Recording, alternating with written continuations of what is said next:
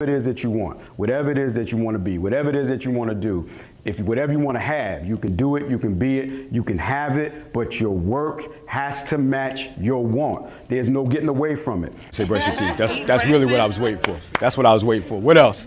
So we brush our teeth, we wash, we pray, we get our clothes together if we didn't the night before. We're getting prepared for the day. And in our mind, we're like, I don't want to go to this class, so I ain't trying to deal with these people at work. But there's something going on in our mind that says, I got something to do today. And then by the end of the day, we might say, I got more to do, or I'm coming home and I'm in chill mode, I'm relaxing, or I got to deal with some kids, or whatever the case may be. But there's always some sort of preparation. But my question to you is, what are you preparing for? So we get up and we start moving, but is it intentional? Is it deliberate? And yes, because you know what you got to do on Monday. But life is the same way.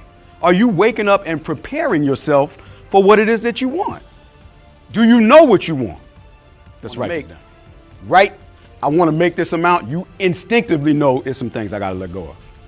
It's some TV I got to stop. Who watched Scandal the other night? Who watched Empire? So I'm sitting in the chair at the house. I got my laptop in front of me. I'm putting proposals together. And my wife got Empire on. And I like Terrence Howard. He cool. So I'm sitting there, I'm putting it, he said something, he was in jail. Boom, and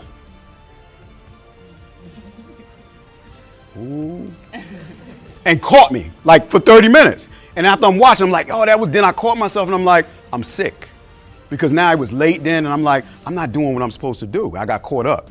I allowed my focus to get diverted and I got off track. And you gotta get to the point, I don't care about that. What you wanna do gotta be more important than what you wanna do. Let that sit. What you want to do has to be more important than what you want to do.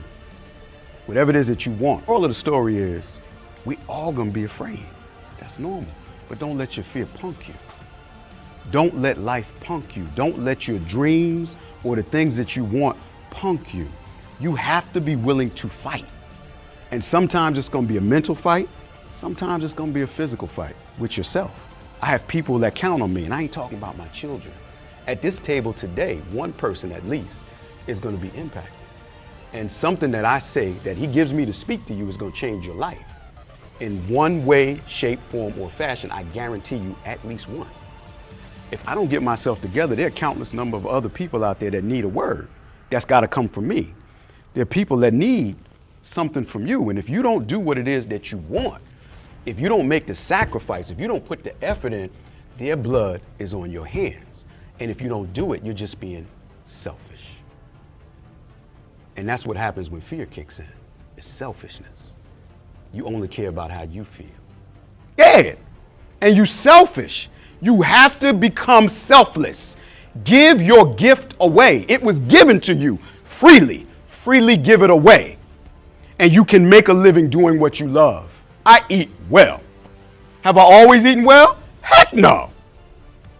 I eat well, but I love the grind. I just met with a couple I'm an ordained preacher. So I marry people now. I counsel and coach people now. Because I will not allow the world to define what I can and cannot do. Who is bold enough? You gotta be bold enough. You gotta be willing to break some rules, starting with your own. Starting with the way that you were taught to think. You think average. We really wanted Kendall to come in and motivate the girls through a male's perspective. I think it's very much so necessary, especially with underprivileged minority youth. I was not expecting him to be that amazing, seriously, to impact me. I thought I was just gonna sit back and see these girls get inspired, and I'm sitting there taking notes that's for me and it's my session. I used to use a clock. I don't even play around no more. It's an hourglass. I know what time. Everybody wants more, right? Everybody is determined and says, I want more out of life. I want to be happy. I want to make more money. I want to do so. I want to go to school. Everybody wants more. You already know what time it is. Time to get busy. The question is how much time you got to do it. On any given day. I went to sleep one day. I was 17. I woke up. I was 40. In between that time, when I woke up, I had 4 kids. I don't know what happened. All I know is when I woke up, I was stressed and kids was asking me for money, talking about daddy. I was enjoying life, going through high school, living the dream. I went to sleep, bow. Hey, Dad, where the heck you come from? like that. Session. So overall, are extremely excited, extremely happy about what he did today. I really think that the girls mostly got out of it that they don't have to fit in with society's expectation for them to just be like everybody else and to just be lax and to really not have any type of drive or motivation, to be average. And today we learned that average isn't cool. Average isn't where it's at. Expiration date on life. When you buy milk, what's the first thing you look at? And then it'd be in the front, you go to the back and try to get the one with the better date on it, right? You want it to do what? You want it to do what? Because you're looking at the hourglass, but you ain't doing that with your life. It's an expiration date on those dreams.